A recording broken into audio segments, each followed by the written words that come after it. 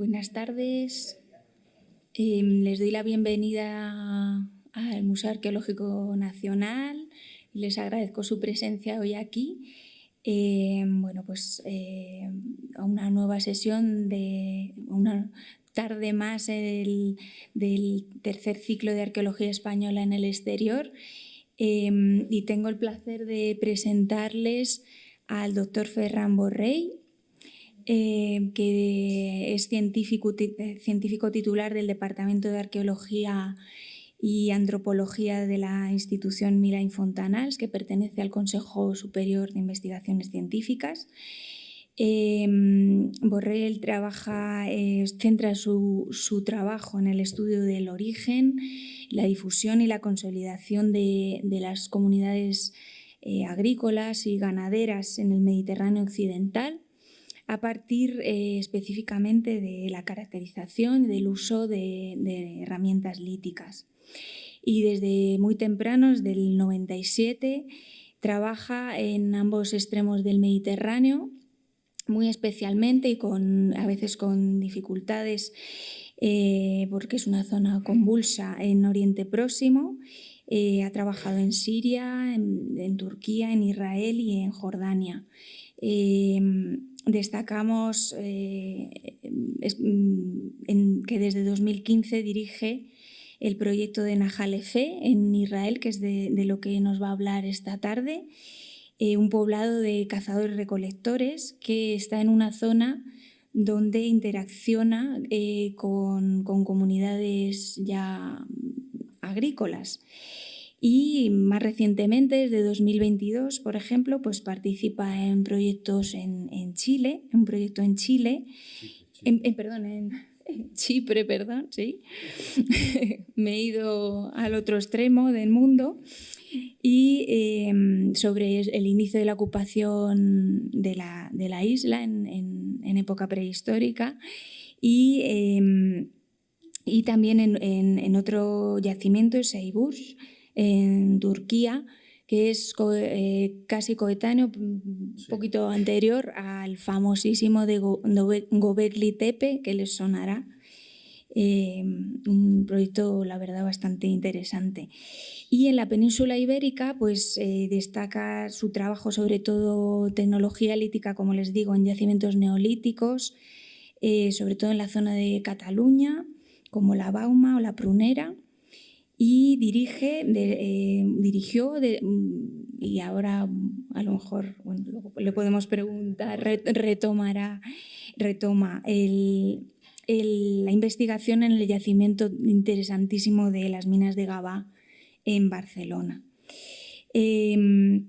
No quiero hablar mucho más, solo decirles que ha codirigido y participado en numerosos proyectos de investigación y desarrollo.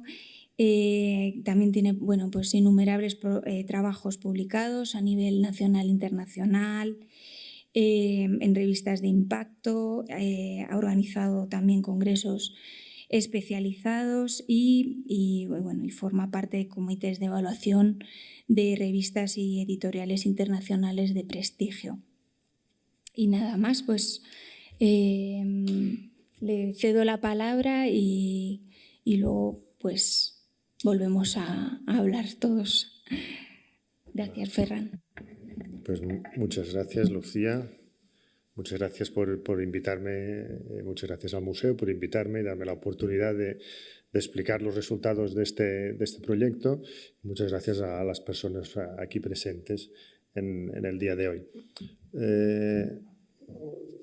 Hoy la charla que daré resume los resultados de este proyecto de investigación que empezó en 2015 en la zona del Negev. Empezamos y que sigue vigente a pesar de la situación dramática en la región. Obviamente, el trabajo de campo no es posible en este momento, ni el estudio de materiales. Hemos tenido que parar el proyecto, pero sigue en curso en el marco de un proyecto de investigación nacional, con lo cual los resultados seguirán llegando en los siguientes años, a pesar de la situación actual.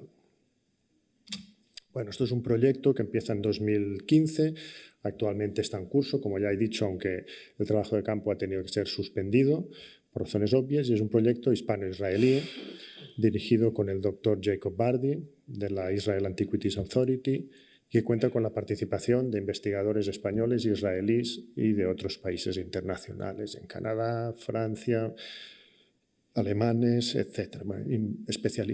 Es un proyecto realmente internacional y los resultados que aquí presento son pues, fruto del trabajo de muchas personas. En 2015 empezamos el proyecto de una manera muy precaria, con muy poco dinero, un poco de dinero precisamente de la Fundación PALARC, que fue realmente la institución que nos permitió lanzar el proyecto en 2015. Éramos un pequeño equipo de 3 personas, empezamos a excavar 3 personas, luego esto se ha convertido en un proyecto de mayores dimensiones, se ha desarrollado en el marco de 2 proyectos de investigación del Plan Nacional y también ha recibido financiación pues, de la Israel Science Foundation, del Centro de Investigación francés en Jerusalén, que depende del CNRS y del Ministerio de Asuntos Exteriores, la Fundación PALARC. El CSIC también ha financiado y apoyado logísticamente este proyecto y la Irene Salaker Foundation. Antes de lanzarme a hablar directamente del yacimiento de Nehalefé y del Negev, hago una pequeña introducción y me gusta resaltar el por qué es importante el estudio del proceso de neolitización en Próximo Oriente. La importancia principal reside en el hecho de que dentro de todos estos procesos de neolitización que se dieron en el planeta en un periodo relativamente corto de tiempo, entre hace unos 11.000 y 3.000 años, donde se domestican todas las plantas y animales que a día de hoy son domésticas, pues el más antiguo es el primero de todos, es el de Próximo Oriente. Son posteriores la domesticación del arroz, del maíz, del conejo, de la gallina, del camello, etcétera, etcétera. Y la relevancia también del foco de la innovación en Próximo Oriente es por las especies, la importancia económica de las especies que se domestican en ese foco inicial, que actualmente aún constituyen una buena parte de las especies que aportan el sustento a nivel planetario en la actualidad, como son la cabra, la oveja, el buey, el cerdo, los cereales, trigo, cebada, centeno y las leguminosas, lenteja, garbanzo, haba y guisante. Y todas estas especies, tanto animales como de plantas, se domestican en esta región llamada el creciente fértil, en un proceso que empieza hace unos 11.000 años. Siempre a medida que pasan los años se investiga más, se va pudiendo echar un poquito más atrás este inicio, estos primeros experimentos, este primer manejo de plantas, manipulación de plantas y animales, gestión de plantas y animales. Y por otra parte, otra cosa en la que me gusta poner el énfasis también sobre el neolítico es los cambios que implica a nivel de dieta para los humanos y para los animales, la aparición también de nuevas enfermedades, frutos de esta nueva dieta, tanto para animales como para personas, y lo que esto implica, todo este proceso de domesticación y de expansión de la agricultura y de la ganadería a nivel de modificación de los ecosistemas terrestres, la introducción de nuevas especies, lo que ahora llamaríamos especies invasoras, pues es una cosa que en el fondo está empezando en el Neolítico, los monocultivos, etcétera, etcétera. Ahí empieza el modo de producción actual. Y hay un reciente estudio, hace 5 años, que hizo un estudio planetario del cambio del uso de la Tierra y ya determina que hace 3.000 años el impacto de la modificación de los ecosistemas ya se documenta que tiene una escala global, una escala planetaria. Las raíces de esta modificación de los ecosistemas terrestres hay que buscarlas en este primer proceso de domesticación. Ahora sí, ya nos lanzamos al yacimiento de Nehalefé, las zonas áridas, y nos centramos en este creciente fértil, que hace unos 11.000 años, durante también el 10º milenio, progresivamente se va expandiendo la agricultura por todo este arco. Pero ¿qué pasa en las zonas más áridas? En las zonas del centro de Siria, en los desiertos del Qom o de Duara, donde trabajaron muchos años los equipos franceses, en Duara los equipos japoneses, equipos ingleses en el este de Jordania, en el Black Desert, y en el desierto del Negev. En estas regiones perdura la caza y la recolección. Por razones obvias también, la agricultura no es posible en estas zonas tan áridas o hiperáridas. ¿Y qué ha ocurrido? La investigación, obviamente, de este periodo se ha centrado en las zonas donde se está dando este proceso de domesticación, vinculado también al desarrollo urbano y la construcción de carreteras, la ampliación de ciudades, centros comerciales, etcétera, etcétera, que hace que se hayan descubierto muchos yacimientos en las zonas húmedas, en las zonas de clima más benigno, en las zonas donde se dio esa expansión de la agricultura. Pero creemos, nuestro proyecto cree que es tan importante para comprender el proceso de difusión y el porqué de esta rápida difusión, del origen y de la rápida difusión de este proceso de domesticación, el conocer y el estudiar estas comunidades que quedan aparentemente un poco al margen de todo este proceso. También porque en las zonas estas que he marcado en rojo, se encuentran, primero voy a explicar, hay un debate actual sobre la neolitización. Dentro de este foco de Próximo Oriente es si la domesticación y las innovaciones que van asociadas al neolítico se dan desde una única región, marcada en verde, y se expanden rápidamente a través de Próximo Oriente. Otra teoría es que hay varias zonas que os he marcado en amarillo. Es la teoría del modelo policéntrico, donde de manera más o menos coetánea y sin influencia entre ellas se van desarrollando paralelamente estas innovaciones. Para realmente poder incidir en este debate es importante saber cómo se da esta difusión que además tiene estas zonas desérticas entre medios. ¿Qué pasa en estas zonas desérticas?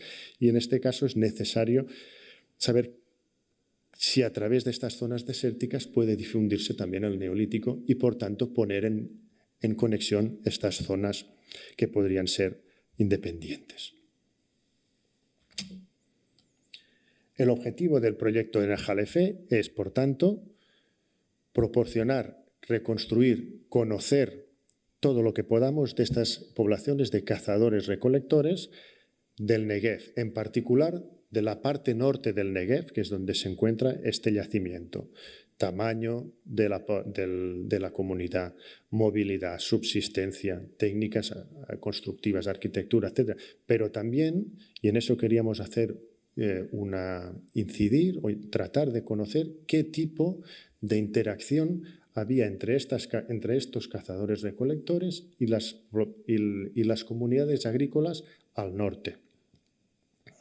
Porque el modelo tradicional caracterizaba estas poblaciones de cazadores-recolectores como grupos muy pequeños, como bandas, con una alta movilidad residencial, que se van moviendo probablemente a nivel estacional por las zonas desérticas, que viven en pequeños poblados, que no dejan de ser unas pocas cabañas, en este caso siempre es arquitectura circular, muy compactas unas con las otras, son unas estructuras muy pequeñitas que se llaman, como están muy compactas, acaban haciendo una forma parecida a un panal de abeja, con una subsistencia basada principalmente en la caza de la gacela, y siempre se ha planteado que hay una poca interacción, un poco contacto entre estos grupos que siguen con la caza y la recolección con las comunidades que ya han adoptado la agricultura, haciendo pues una contraposición muy marcada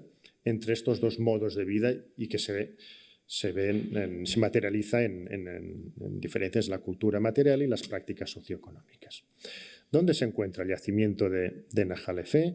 Os he marcado en un triángulo, un poco a grosso modo, que correspondería al desierto del Negev. Tirando para abajo encontramos enlaza con el desierto del Sinaí, y Nahal Opheh se encuentra en el límite norte de esta zona, de este desierto, a unos 320 metros sobre el nivel del mar, muy cerca del Mar Muerto, donde está el punto más profundo del planeta. Y esta ubicación en la franja norte del Negev hace que lo que vayamos a encontrar en Nahal Opheh no es representativo característico de la zona más árida, hiperárida del interior del Negev.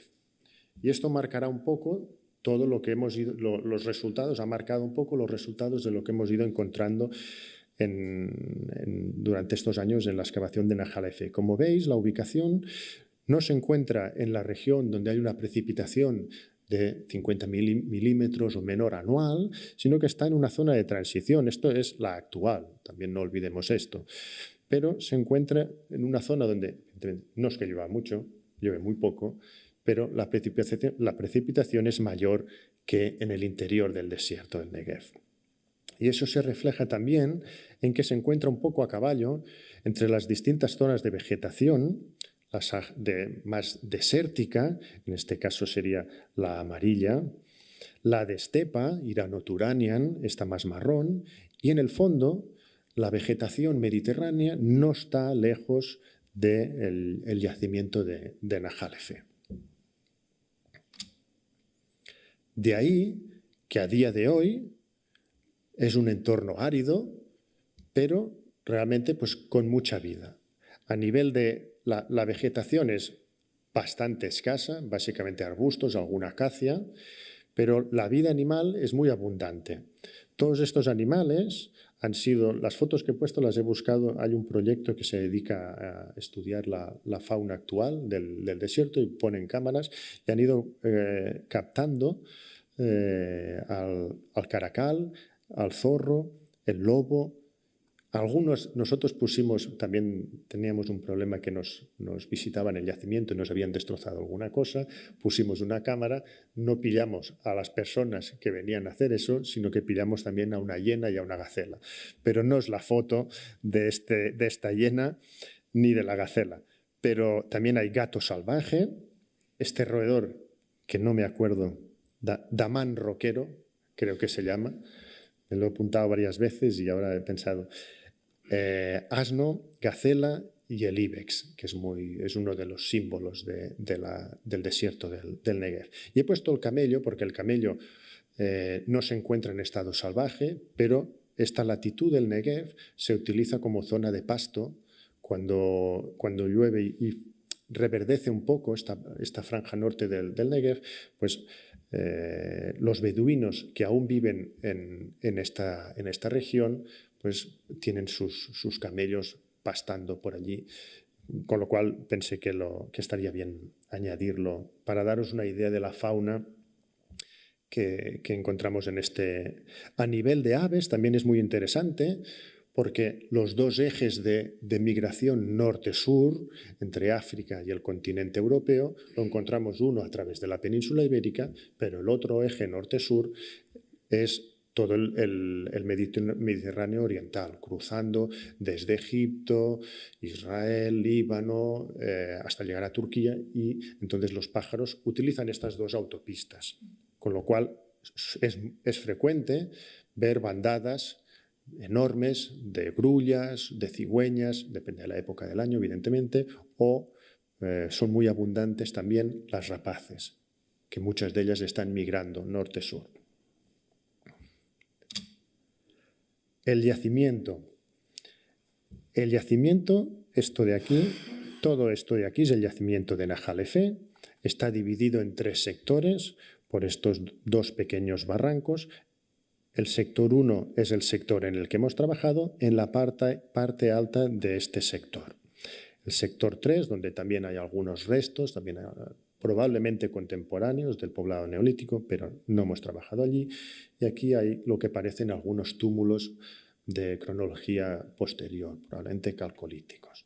Con lo cual nuestro trabajo se ha centrado en esta zona de unos 2.000 metros cuadrados,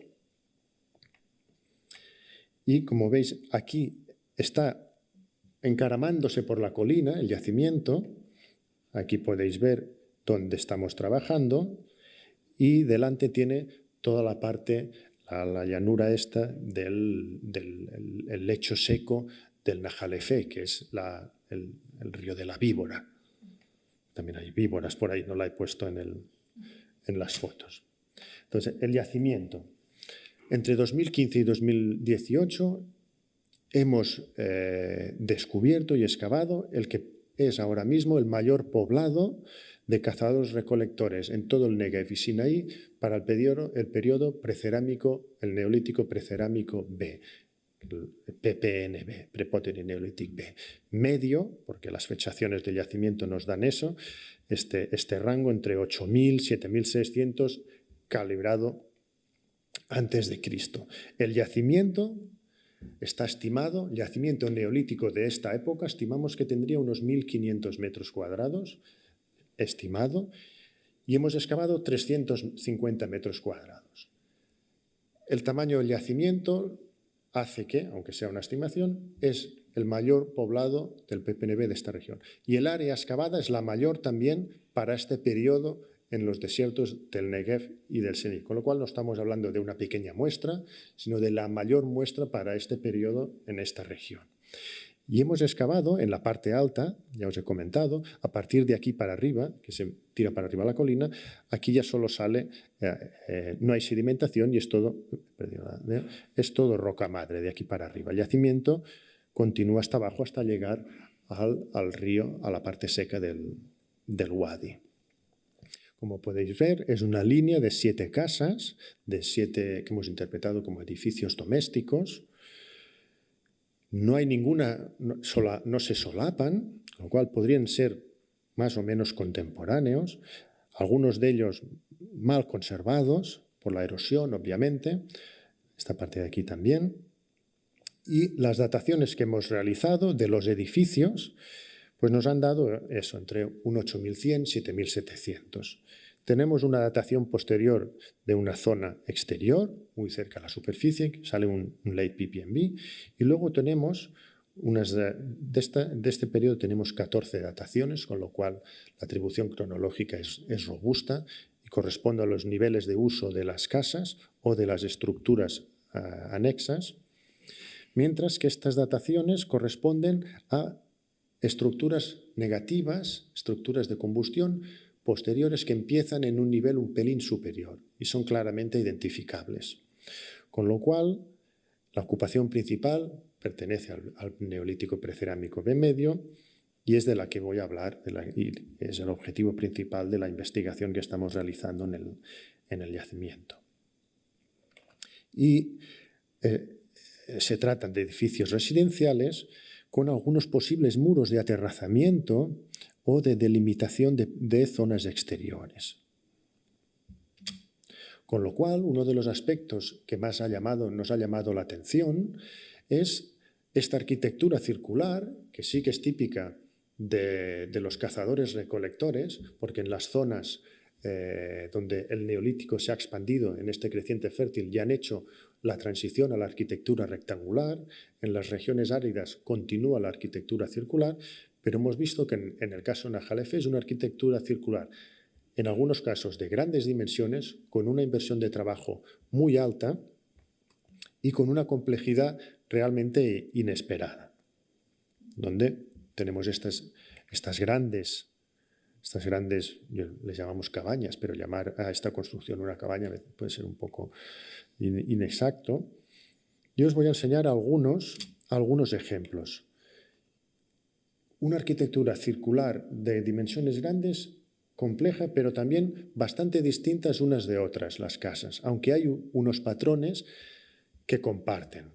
Vemos aquí uno de los edificios totalmente circular.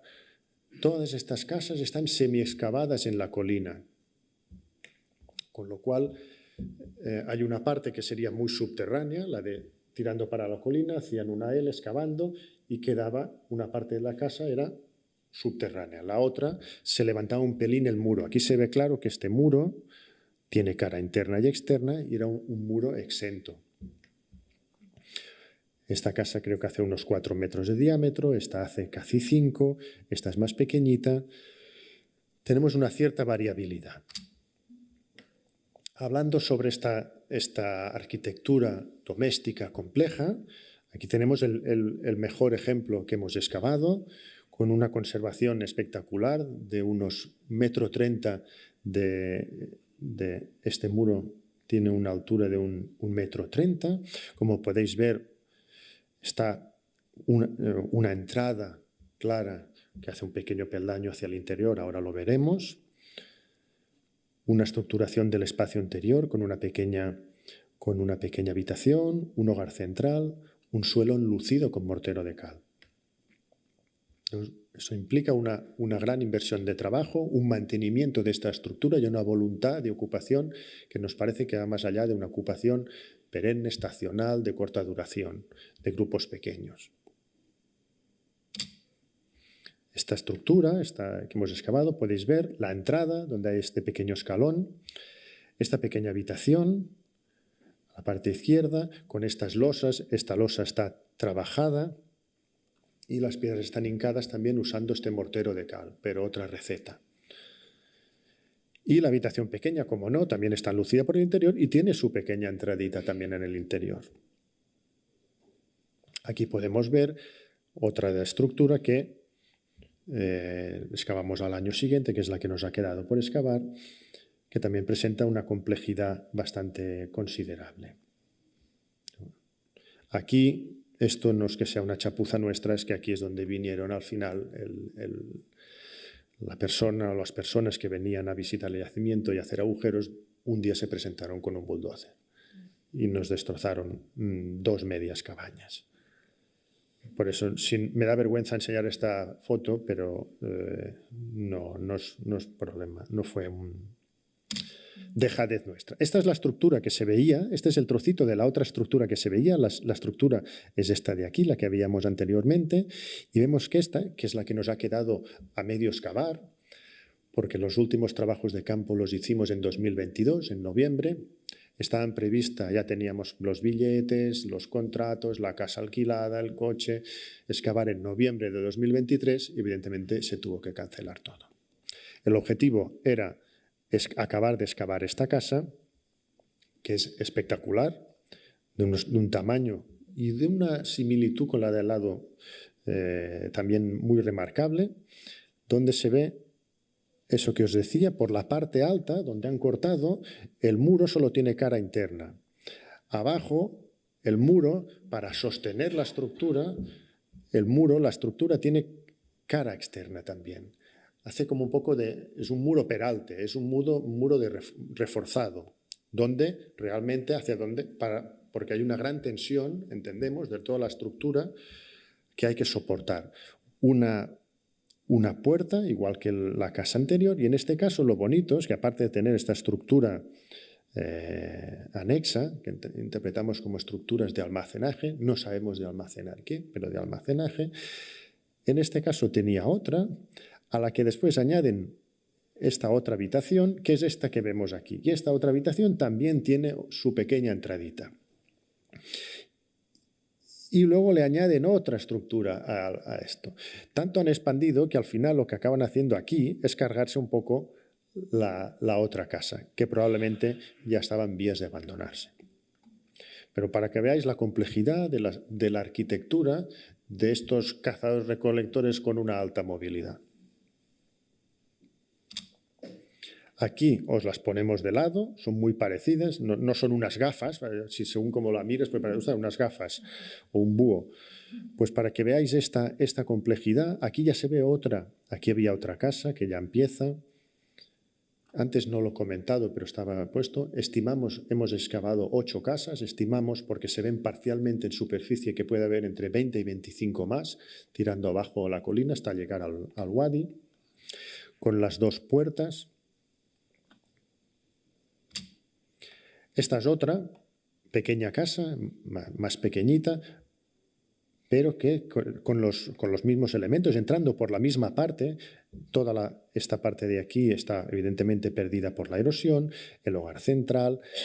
Lo que queda de esa habitación pequeñita que esta fue la primera que excavamos y no sabíamos qué eran estas dos piedras verticales.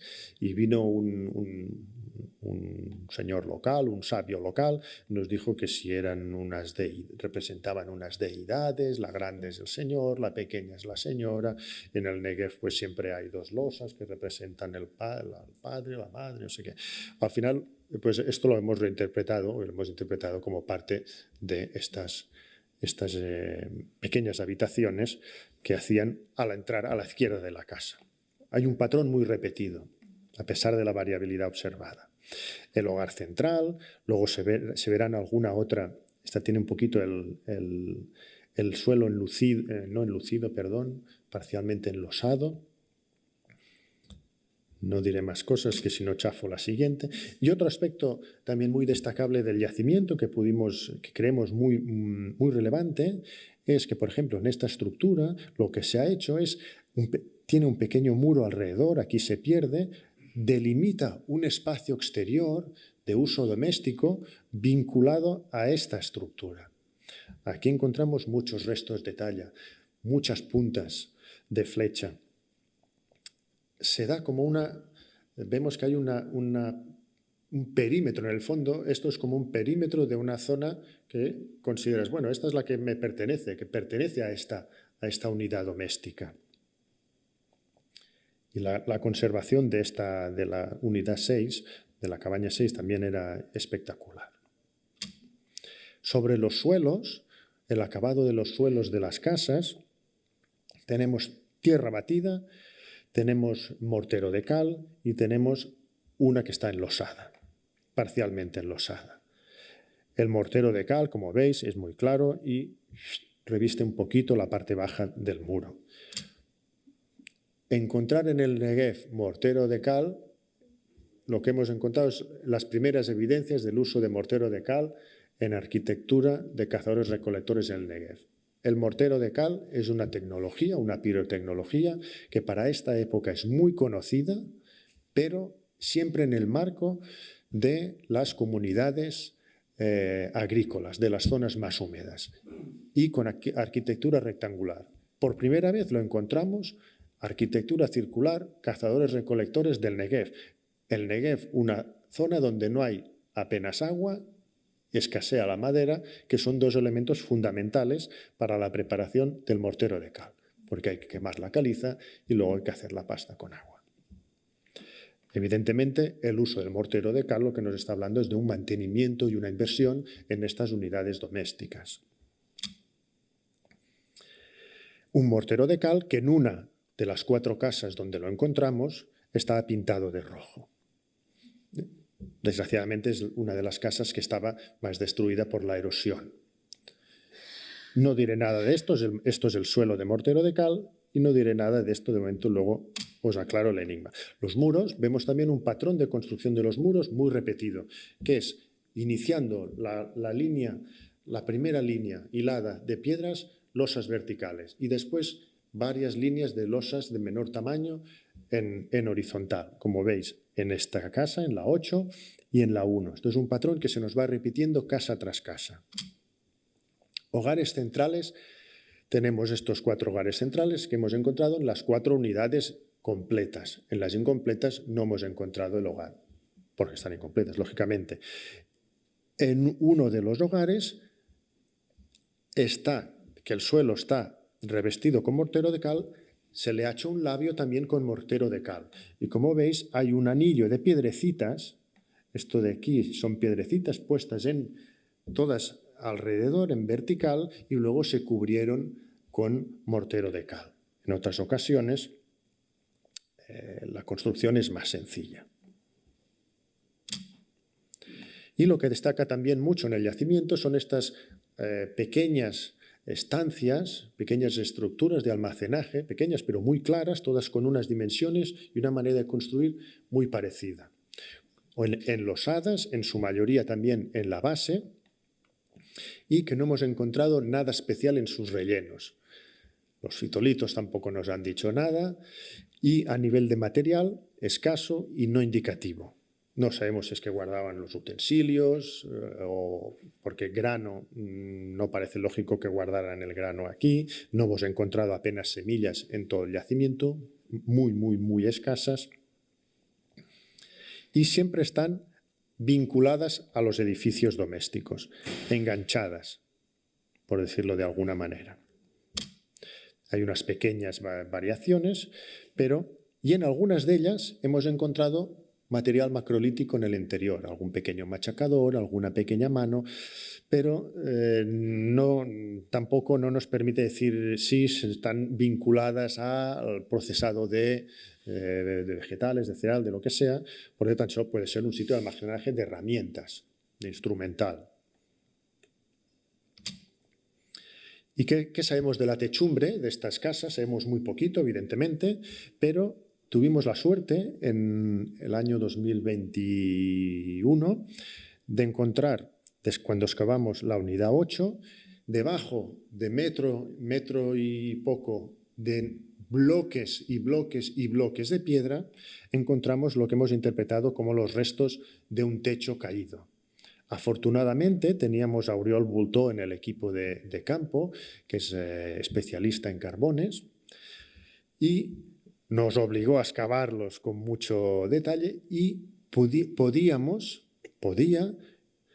acabar delimitando carbones que eran ramas de hasta 1,20 m.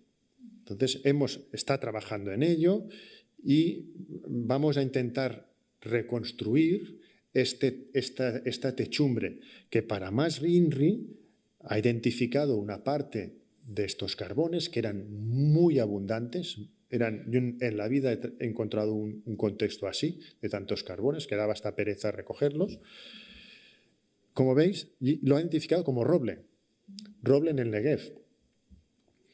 Y como veis, pues son ramas y no troncos, así, no hemos encontrado ninguno, pero ramas anchas que formarían parte de la techumbre. Y también, no he puesto la diapositiva, he encontrado también hojas de algo, que está trabajando en ello, esperemos que lo pueda identificar, que formaría parte de esta techumbre con materiales orgánicos.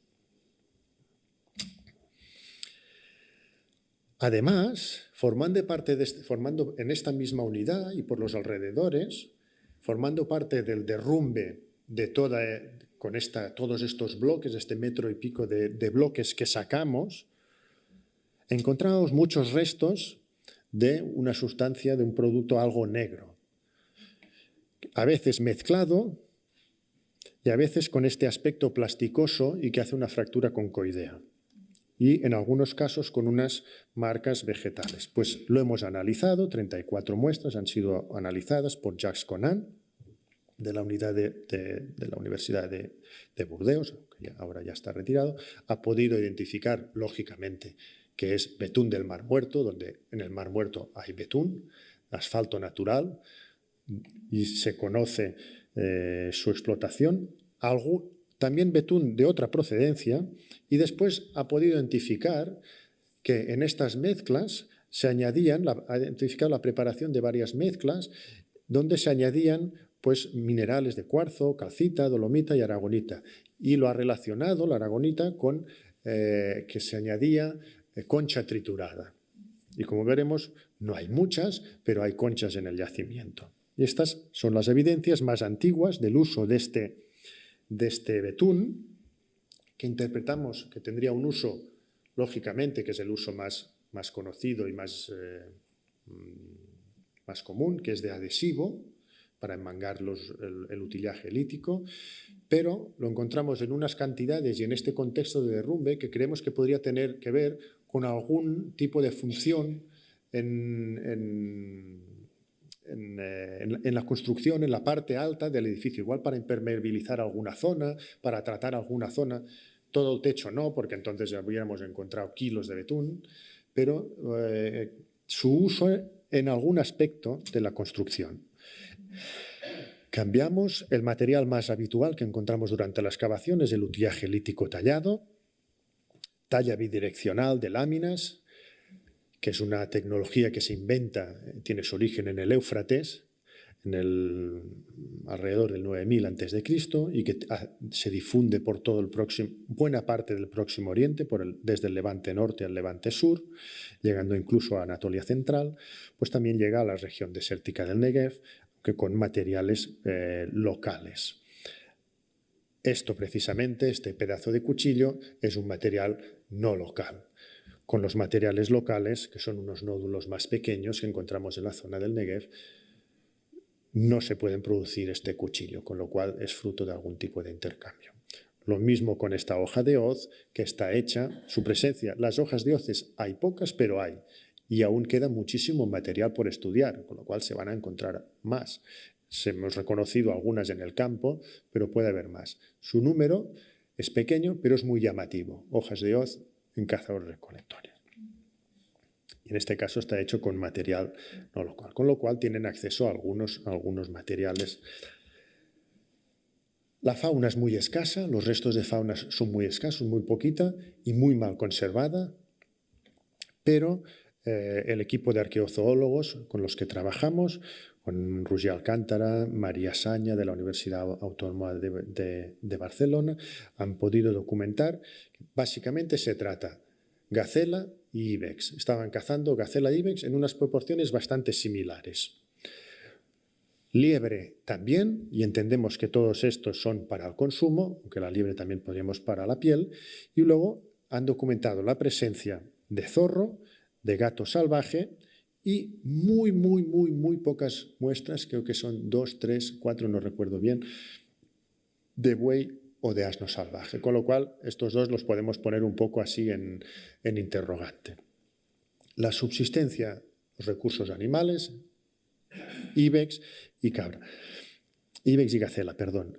En este caso entendemos también que se cazarían para el aprovechamiento de las pieles. No solo encontramos cabras, zorros, sino que además en una de las casas, una de las peor conservadas, la casa número 10, en una pequeña fosita, en esta de aquí, encontramos los 300 restos de ave.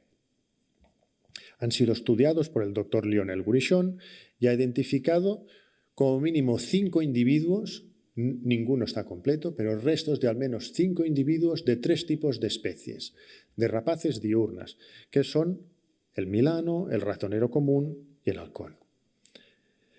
Y la interpretación que se ha hecho de este conjunto es que probablemente se estarían explotando para el uso de las plumas y de las garras. Porque en el resto del yacimiento tan solo hay 2 restos de pájaros no identificables además. No sabemos si eran de rapaces o de algún tipo de otro tipo de ave.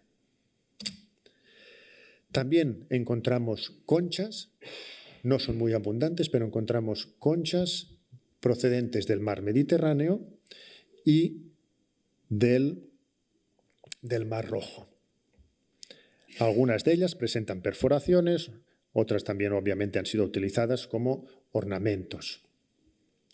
Unos ornamentos que no son solo en concha, también los hay en piedra, otros tipos de concha, y también se hacen pequeñas cuentas con piedras verdes que han sido analizadas y son malaquita y crisocola o planquita o dioptasa. Han sido analizados por Non Morak. Y es interesante porque tenemos el material, la cuenta, una cuenta rota, un fragmentito, y aquí uno de estos macrolíticos que encontramos en el suelo de la casa 8 con marcas de haber trabajado una piedra verde. Tenemos algún perforador hecho en sílex, con lo cual entendemos que estos materiales que no son locales, se encuentran igual entre 50 y 80 kilómetros, las áreas potenciales de aprovisionamiento de malaquita o crisocola, pero habría una producción local. ¿Y qué más materiales encontramos? Encontramos un número nada desdeñable de utillaje de molienda. Estos molinos que obviamente evidencian el procesado de algún tipo de vegetal. No sabemos Si se trataría de cereales, semillas de cereal no hemos encontrado. Aún hay que revisar todo lo flotado, pero tenemos pocas esperanzas, no sabemos qué están procesando. Los fitolitos, hemos cogido muestras de fitolitos de las superficies, parece que los fitolitos no están bien conservados, con lo cual será difícil. Habrá que ver también si podemos hacer algún tipo de estudio de trazas, de huellas de uso de estos molinos. Pero lo que sí que es evidente es que están procesando vegetales en molinos, que normalmente asociaríamos a cereales. También distintos tipos de machacadores, algunos muy bien hechos, que pueden servir no solo para procesar vegetales, sino otras materias. Algunos más burdamente hechos. También encontramos, esta es esa cosa que veíais en una diapositiva, pues es este plato, que es así de grande, como unos 60 centímetros, parece una bandeja, un plato de servir, un plato de comer. También hemos recogido muestras, no está muy bien conservado y estamos esperando los resultados de la investigadora, Mónica Ramsey, de Toronto, para ver si nos pudiera decir qué estaban comiendo, qué había en estas bandejas, en estos grandes platos hechos en caliza. Encontramos otro, en este caso está partido, unas dimensiones similares, pero ofrece una buena vista del perfil. Este pequeño bol que ha salido en otra diapositiva, luego os lo enseñaré. Y también encontramos pues, algunas pequeñas piedecitas con unas incisiones que pueden ser paralelas o reticulares. ¿Dónde encontramos todo este material macrolítico? Como veis, cuando llegamos al suelo, después de 1,5 metros de derrumbe y de techumbre, encontramos el material descansando tranquilamente en el suelo de la casa, en el suelo enlucido de la casa. Esto se observa, es un patrón que se observa en otras unidades que hemos excavado. El derrumbe, nivel carbonoso, no tan marcado, evidentemente, como el de la unidad 8, y el plato este, que es el que hemos visto antes, puesto con cuidado, boca abajo, en el centro de la casa, encima del suelo enlucido, este de aquí. Y en el caso del que era medio, solo dejaron medio, se les rompió en algún momento, probablemente lo seguían utilizando y siguen el mismo comportamiento que aquí, y ese medio lo dejan en el centro de la casa también. En la casa 6 vemos cosas parecidas, un percutor en el suelo de tierra batida, un canto, una losa. Aquí no se ve en la foto, pero había una mano y el molino puesto encima así tapándolo. Y esto que es el hogar, el molino estaba boca abajo también, puesto en el cantito, en el canto del hogar. En la que os he enseñado, en la unidad 1, el molino, que lo hemos visto también en una de las fotos, está descansando directamente sobre el... Y este es el otro bol, el pequeño bol de caliza también, y este otro tiene otra historia porque lo acabaron incorporando como material de construcción en este hogar. Y en la unidad 1, 4 percutores también en el suelo.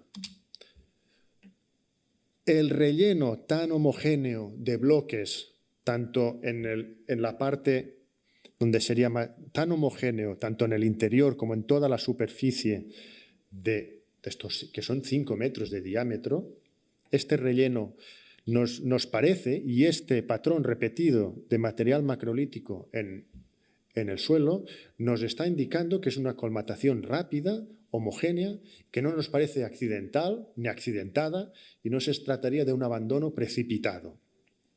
Y manejamos la hipótesis de que podría tratarse de un acto intencional de clausura, de cierre de estas estructuras domésticas.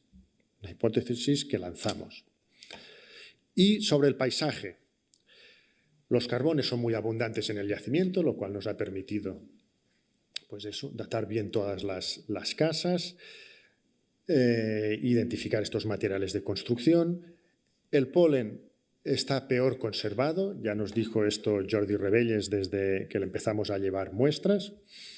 Esto es solo una pequeña muestra de lo que le llevamos en 2022 y en ambos casos concuerdan en que las evidencias en que la vegetación inmediata del yacimiento sería desértica, hierbas, arbustos, como la retama, que aún es muy abundante a día de hoy, características de este ambiente sáharo-arábigo, con un papel secundario de plantas mediterráneas o esteparias.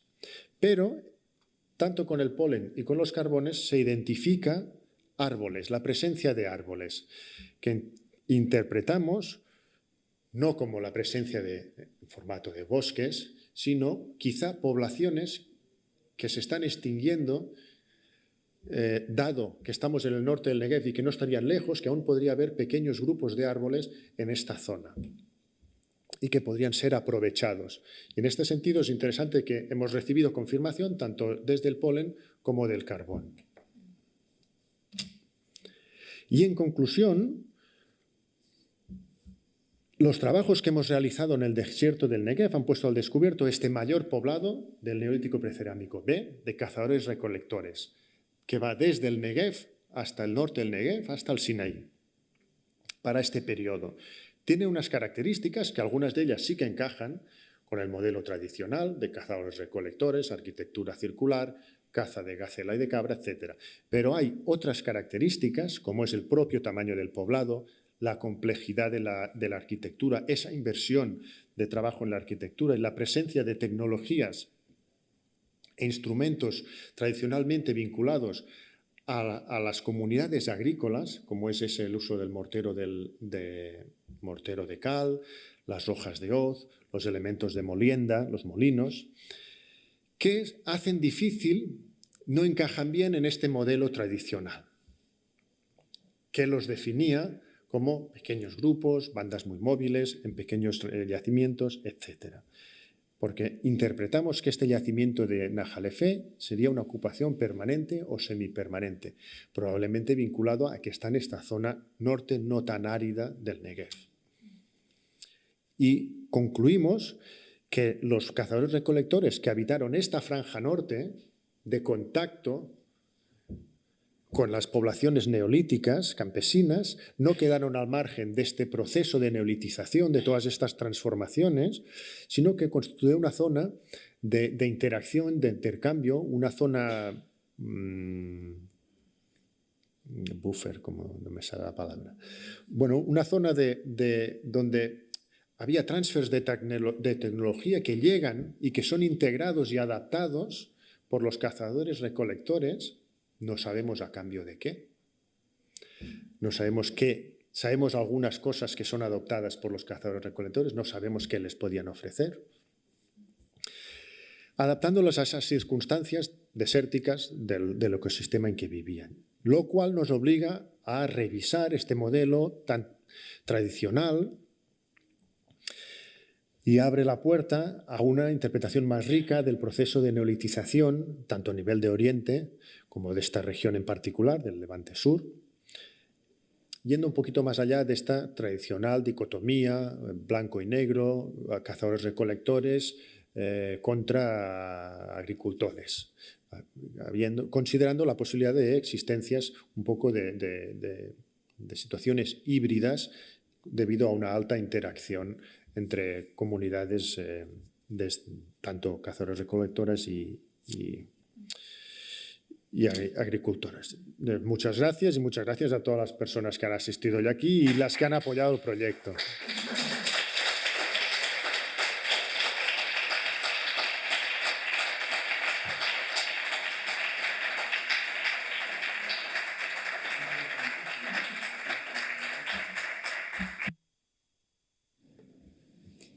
Gracias, Ferran. Les damos el turno a ustedes para que pregunten. Bueno, buenas tardes, muchas gracias por la conferencia. Yo quería preguntar, ¿no ha aparecido ningún tipo de necrópolis, ni restos humanos, ni nada? La tengo preparada. No hay ninguna necrópolis, no hay ningún enterramiento que podamos asociar a la ocupación de PPNB medio del yacimiento, que es la principal del yacimiento. Sí que es verdad que en una de las cabañas, una vez ya se había colmatado, se había derrumbado y se había rellenado casi en su totalidad que es el momento en que este particular punto es visitado otra vez 1000 años después, porque encontramos hogares, son estas dataciones que nos dan 1000 años más tarde, cuando las casas ya están destruidas, pero igual aún queda un poquito de concavidad, que para pastores, para alguna ocupación esporádica. Una de las casas documentamos, había sido excavada y se habían enterrado, encontramos los restos parciales de 3 personas. Pero donde empieza esta estructura negativa, había unos hogares al lado, empezaban a la misma altura, los hemos datado y pertenecen a este momento posterior, con lo cual consideramos que de la ocupación principal no tenemos ni idea de cuál sería el tratamiento de los muertos. Ya nos gustaría haber encontrado algún enterramiento dentro de estas casas fantásticas, que podría ser, porque en algunos contextos de cronología similar de Jordania pues se han encontrado, y cronologías, sí, también en otros puntos de Próximo Oriente, en el Levante Norte, en Tel Jalula también, enterramientos individuales en el interior de casas, debajo de los suelos enlucidos, eran muy habituales. Pero aquí no. Y lo único que tenemos, que es un enterramiento colectivo de 3 personas, lo tenemos que asociar a esta ocupación, esta posterior, una habitación muy esporádica del mismo enclave, y a la que pertenecen, entendemos, esta estructura y las estructuras de combustión que aparecen al mismo nivel y que hemos podido datar y que consistentemente dan 1000 años más tarde. Pero ya nos gustaría, pero no tenemos datos en este sentido. Hola, buenas tardes. Mil gracias, ha sido interesantísimo. No sé qué opinas sobre si acerca todo esto, todos estos descubrimientos que estáis haciendo en esta zona, si acerca un poco a la hipótesis, o se acerca un poco a la hipótesis de una neolitización tan temprana en todo el Oriente Próximo, porque hay asentamientos en zonas que están un poco en cruces de ecosistemas distintos. Me ha parecido en las primeras diapositivas que ponías que estaba muy cerca, bueno, y se conoce, ¿no?, que está cerca de algunas zonas mucho más fértiles y tal, ¿no? Y por otro lado, muy cerca del desierto también. Entonces, esta hipótesis que baraja el que poblaciones que se acostumbran a tener uso, a poder disponer de muy diferentes flora y fauna, acaban trabajando mucho para que esa utilización que hacen, que es enriquecedora, que es una alimentación estupenda, acaban trabajando mucho y acaban adelantando el proceso de neolitización. No sé si lo he contado medianejamente, pero bueno. Sí, pero la pregunta es complicadísima. Es complicadísima y el intentar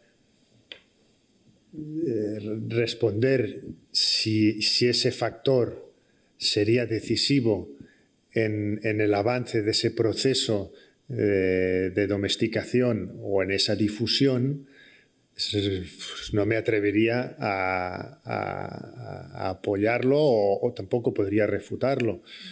Lo que sí que es verdad es que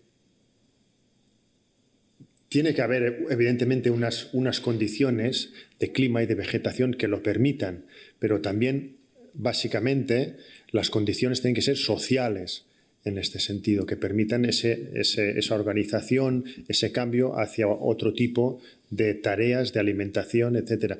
Yo no sé si ese factor que tú comentas podría ser tanto la clave o no.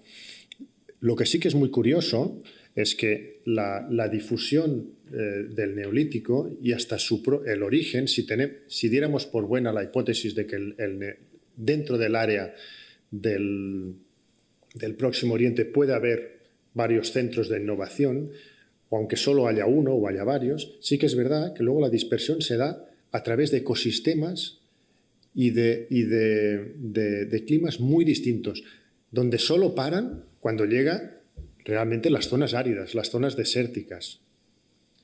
Que eso sea un detonante, no lo sé, pero es un fenómeno, es uno de los aspectos más relevantes del proceso de difusión. ¿Cómo es tan exitoso esta difusión? ¿Por qué es tan interesante la adopción de esta nueva manera de hacer las cosas, de este nuevo modo de vida? Aunque tú no vivas en el mismo ecosistema, en las mismas condiciones climáticas de donde se origina, pero lo acabas adoptando. No tengo la respuesta a eso tampoco, pero es muy llamativo como al Neolítico no lo para nada, solo realmente el desierto.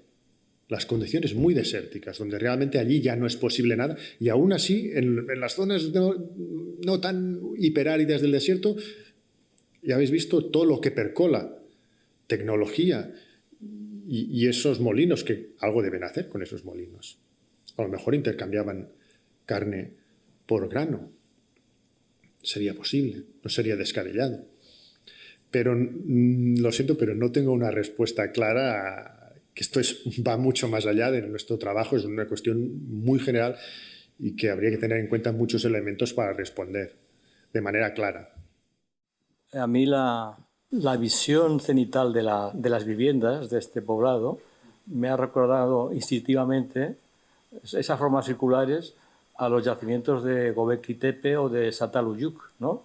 Que son más o menos contemporáneos, noveno milenio, décimo milenio aproximadamente, ¿no? Es una característica general de esta zona, estas construcciones aparentemente circulares, ¿no? Sí, también es verdad, Çatalhöyük... son viviendas, una cosa son viviendas y otras no son viviendas. Sí, bueno, son cuestiones un poco complejas. Me has metido aquí dos yacimientos de estos de primer... Visualmente recuerda, y sí que es verdad, pero tenemos que entender que, por ejemplo, lo de Göbekli Tepe, que está en la región está en el sudeste de Turquía, en la región de Urfa, las casas son redondas, los templos, lo que le llaman los templos, que ahora ya no lo interpretan como templos, estos primeros templos de la humanidad, son redondos, son de dimensiones aún son mayores, pero en ese momento no existe aún arquitectura rectangular. O sea, son circulares porque solo podían ser circulares. Es un pelín más tarde en yacimientos como Jerf el Ahmar, donde se hace esta transición del circular en las zonas donde se adopta la agricultura, muy vinculado a la adopción de la agricultura, formando parte de una serie de transformaciones, la arquitectura forma parte, llega la arquitectura rectangular. Y sí que es verdad que tienen un aspecto pues, similar, porque en esa época, en el PPNA, a finales del Neolítico Precerámico A, esto es Neolítico Precerámico B medio, o sea, es unos 800 años posterior, me atrevería a decir, por casi todo el Levante, por todo el creciente fértil, lo que predomina, bueno, lo único que hay es arquitectura circular y abundan los edificios, estos grandes edificios que se interpretan como edificios comunales, con algún tipo de uso para la comunidad, no de viviendas, no de uso doméstico. También los encontramos en Mureybet, en otros yacimientos que se están encontrando en la zona del Tigris, en el Valle Alto del Tigris, donde aparecen estos grandes edificios que desde sus inicios se interpretan como edificios de uso colectivo. En el caso de Najalefé no los interpretamos como edificios colectivos, sí que se dan un aire y el hecho de tanta utilización de la piedra es muy llamativo y los recuerda un poco Göbekli, pero estaríamos hablando de horizontes culturales poco distintos porque hay esos 800 años de diferencia y sí que es verdad que hay una distancia a nivel geográfico muy significativa, pero sí que es verdad que se dan vistos desde arriba, parecen esos, bueno, pueden recordar a esos templos, pero nos faltan los pilares en forma de T, que ya nos gustaría también tener. Bueno, las pequeñas lositas y tal, pero... Hola, buenas tardes. No me queda muy claro Si estas viviendas eran una vivienda permanente, supongo que sí, por todo lo que implica haberla hecho. Y la contraparte, por ejemplo, del molino, ¿no eran estas partes, estas piedras redondas? Y bueno, o sea, que si ese intercambio o no sé cómo hacen ustedes para identificar que ellos no estaban sembrando. O sea, ¿por qué pensar que ellos no estaban sembrando? Bueno, porque no tenemos las evidencias para decir que están sembrando. Y como el modelo tradicional es de cazadores-recolectores, no podemos, tendríamos que estar muy seguros para plantear algo que sería realmente una ruptura. Una cosa es perfilar, modificar un poco el modelo tradicional, porque estamos en una zona de transición a nivel cultural y a nivel climático y permitiría plantear ciertas cosas. La otra es plantear directamente que esta gente está haciendo agricultura. Entiendo, además, por los yacimientos en los que he trabajado, donde la agricultura está implantada en cronologías similares, deberíamos encontrar muchísimas más hojas de hoz. Muchísimas más. El porcentaje de hojas de hoz que encontramos en Najalefé es realmente muy, muy, muy bajo. Cuando estás estudiando la industria lítica de un yacimiento PPNB con agricultura, además la industria lítica es mi especialidad en este caso, con lo cual he estudiado varios conjuntos contemporáneos, encuentras que las hojas de hoz predominan y las encuentras en unas cantidades enormes. También encuentras muchas puntas y se supone que esa gente también son ganaderos, son agricultores y les da por producir muchísimas puntas. Dices, ¿están cazando o se están cazando entre ellos? Pero, aparte de muchas puntas, encuentras muchísimas hojas de hoz. Si estuvieran llevando a cabo la agricultura en Najalefé, creo que encontraríamos muchas más. Sí que tenemos los molinos y por eso nos decantamos a pensar de que tendrían acceso a grano. Igual se podría recoger un poco o saldría de manera... Tendríamos que pensar que quizá hace 10.000 años podría ser un pelín más húmedo y que ese wadi seco pudiera crecer cereal salvaje. Podría ser otra opción. No lo están cultivando, pero lo siegan. Cultivan, recogen... pero no encontramos grano en el yacimiento, semillas. O porque no estaba o porque tenemos muy mala suerte, pero realmente hemos excavado, como habéis visto, una superficie muy grande y hemos excavado muchas estructuras, estas estructuras de almacenaje, que podrían ser susceptibles de haber almacenado grano. Y no encontramos, a pesar de que cogemos muchas muestras, flotamos mucha tierra. No hay apenas grano. Entre que no hay apenas o no hay grano, sí tenemos algunos molinos, tampoco es una barbaridad, y tenemos pocas hojas de hoz, tiene que ser algo no tan directo como decir, esta gente estaba cultivando, al menos tal como lo vemos ahora mismo nosotros. Y sí que interpretamos este poblado como permanente o semipermanente. Digo semipermanente por no decir solo permanente, pero la inversión de trabajo en esta arquitectura está indicando una voluntad de perdurar en el tiempo esa estructura y de mantener en el fondo y de mantenimiento de esa estructura. El uso del pláster se relaciona, del mortero de cal, se relaciona con el mantenimiento, con el limpiar, además se repara, con esa idea de sitio estable de que estamos en una unidad doméstica. Me ha parecido muy interesante la charla, muchas gracias. Y bueno, tenía dos preguntas. Una de ellas es si tú te has encontrado más veces, vamos, me ha sorprendido, ¿no?, lo de la habitacioncita esta que se encuentra a la izquierda de la entrada, que además está esa disposición en al menos dos de las casas. No sé si eso es muy normal, qué casualidad, ¿no? Y luego la otra, que bueno, ¿qué hipótesis tenéis de por qué haya podido esto, aparentemente lo han dejado de la noche a la mañana, lo dejamos todo colocadito, tapamos y nos vamos. No sé ¿qué hipótesis tenéis? Ya sé que esto es así aventurado, pero bueno, a ver qué idea tenías tú. Gracias. No, son dos preguntas muy interesantes, pero muy complicadas también de responder. Sí que es verdad, estas pequeñas habitaciones son tan pequeñas que casi entrar o hacer algo ahí dentro sería complicado. Entendemos, por otra parte, que el límite interior de la habitación pequeña no puede subir apenas arriba, porque entrar por esa pequeña puerta así no se podría. Tiene que ser, además, reciben un tratamiento enlucido también, igual que la parte principal de la habitación. Y no las encontramos solo en dos, bueno, la hemos encontrado en dos, en la casa 1, esa que eran solo las dos losas, que dijimos al principio, en 2015, dijimos, ostras, ¿qué es esto? Dos losas aquí en medio. En la casa 8, que está también conservada, pudimos ver que era una habitación, pero es que no os habéis podido fijar, pero en la casa que nos ha quedado a excavar a medias, esta que tiene todo relleno de bloques, de arriba abajo tan homogéneo, ya se ve que se está perfilando unas losas verticales que hacen la habitación. No sé si lo tenemos por aquí. Mira. Esta, y aquí giraría. Y aquí probablemente tendría la puerta. Y esto está derrumbado.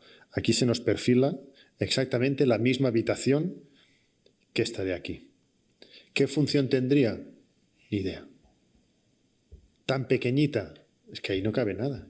¿Qué pones? Las gallinas, que no había gallinas. Un conejo, al niño. Un pequeño armario, al gato. Es muy complicado, porque realmente ¿qué funcionalidad puede tener un espacio tan pequeño, pero tan bien delimitado? Y en el mismo lado, entrando a mano izquierda, pues hay un patrón, tiene un sentido, lo que no sabemos cuál es. ¿Qué se guardaba allí? Podría ser algo simbólico y no tanto funcional. Como que otra vez, guardar las herramientas allí también, es que guardaban muchas herramientas en todos lados. Es complicado, pero es un patrón repetido. Una habitación pequeña entrando a mano izquierda. Si se trata de una función doméstica o de una función de algo simbólica, no tenemos elementos, porque el relleno de ese interior, de este interior que excavamos, era muy parecido. No había nada, ningún material que dijeras solo nos ha parecido aquí o el acabado era distinto. No, está enlucido el suelo de aquí, está enlucido el de aquí. Aquí nos salió 1 o 2 conchas de cardium y aquí nos salieron 5 o 6 de algún colgante que se había abandonado. No tenemos elementos para decir dónde está esa diferencia que nos permita interpretar. Y luego, lo del abandono, no diría de la noche a la mañana, pero sí que es un abandono, parece preparado, un acto, nada de se está quemando la casa, huyamos, o se nos está destruyendo la casa. No hay evidencias de que esa casa se esté destruyendo. O quizás sí las tenía y lo que encontramos no nos da pistas sobre ello. Igual después de un cierto tiempo, esa casa empieza a presentar problemas de estabilidad. No olvidemos, aquí les ha hecho algo raro ya. Aquí el muro ha hecho algo raro. Puede ser que en un momento dado, pero no se toman la molestia de recoger el material macrolítico pesado. Con lo cual hace pensar, esta gente, cuando se fue, cogió lo que podía transportar. Lo pesado lo deja. ¿Por qué razón? Podríamos lanzar una hipótesis, pero sería probablemente con poco fundamento. Y desgraciadamente en arqueología se generan más preguntas de las que vas pudiendo responder. Y a veces respondes las más pequeñitas y te quedan las más gruesas, pero no tenemos pistas de por qué se abandona intencionalmente o por qué se sigue este patrón de cerrar la casa. Además, cerrarla de verdad, porque es que ya veis, hay una cantidad una cantidad de bloques de arriba abajo que es que realmente se ha colmatado. Se ha colmatado. Hay muchas más piedras de lo que podrían pertenecer a los muros, que dijeron, no, los muros han caído para adentro. No, los muros no han caído para adentro. Esto no era una torre. Si aquí ya hace 1,40 m, estos muros no podían subir apenas más. Y luego le pones una techumbre y ¡pam! Entras por la parte baja, mirando a la colina. Estas piedras no proceden en su integridad de los muros. Nos parece que han sido metidas dentro. Buenas noches y gracias por la conferencia. A mí me llama la atención que con respecto a lo que han ido encontrando, dado lo pequeño que son las casas y tal, ¿hay alguna estimación de población que haya estado en algún momento en esa época allí? De humanos, de restos, con todos los restos que han encontrado. Gracias. El tamaño de la población, de los habitantes, es otra pregunta complicada, claro. Son muy pequeñas y estamos hablando que ahí podían depositar herramientas o lo que sea, pero son tan pequeñas que apenas están diciendo que cabría una persona o dos. Bueno, en la más chiquitina, una o dos, en esa que es redonda circular, es pequeñita, pero una o dos personas cabrían. También las otras son más grandes. A la que se refiere probablemente es la más chiquita, es así que su función como espacio doméstico puede resultar complicado, su interpretación como espacio doméstico, pero en cambio tiene los elementos que tienen también las otras casas de 5 metros, el hogar central, el macrolítico por ahí, etc. Y estimar la población es otra de esas cosas que las personas que vivieran en esas casas, evidentemente, tienen que ser familias pequeñas, grupos pequeños. Lo que pasa es que también el uso de ese espacio sería básicamente para dormir cuando fuera. La mayor parte del día se pasa fuera. Es solo te recoges cuando realmente es de noche y cuando sobre todo si hace frío, pues realmente puedes hacer un uso de ese espacio doméstico. Pero luego puedes dormir fuera. Y puede estar vinculado pues un grupo, bueno, no sé si amplio, pero de todos modos sí, claro, no son casas muy grandes. Y lo que es imposible decir es el tamaño del poblado. Aquí vivían 100 personas o 300. Eso no me atrevo. No me atrevo porque habría que saber que todas las casas son estrictamente contemporáneas. O si tienes, evidentemente, si encuentras una necrópolis o encuentras algo, puedes intentar reconstruir, pues a lo mejor tendrías más datos. O a nivel, si tienes los enterramientos individuales dentro de las casas, puedes intentar jugar un poco. ¿Cuántas personas podrían vivir en estas casas? Pero esos elementos tampoco los tenemos. Y eso, para calcular poblaciones tienes que saber que son estrictamente contemporáneas esas casas. Y aquí no estamos a ese nivel y nos quedan por excavar muchísimas más de las que hemos excavado. Y hace pendiente y puede que haya varias debajo, con lo cual sería muy aventurado. Buenas tardes, gracias por la conferencia. Me pregunto si hay alguna fuente de agua, algún indicio de almacenaje de agua, ¿cómo la conseguían? A día de hoy, en esos dos barrancos que cortan el yacimiento y en otros barrancos que cortan toda la línea de colinas, en algunas zonas se hacen unas pozas. Y ahí hemos visto, porque la suerte que hemos tenido, a veces por el hecho de ser mal organizados, es que hemos excavado en varias épocas del año en ese yacimiento. Hemos estado en primavera, hemos estado en invierno y hemos estado a final y a principios de invierno. Y en primavera se acumula, en estas pozas se puede llegar a acumular agua durante algunas semanas. No sé la calidad del agua, qué tal sería.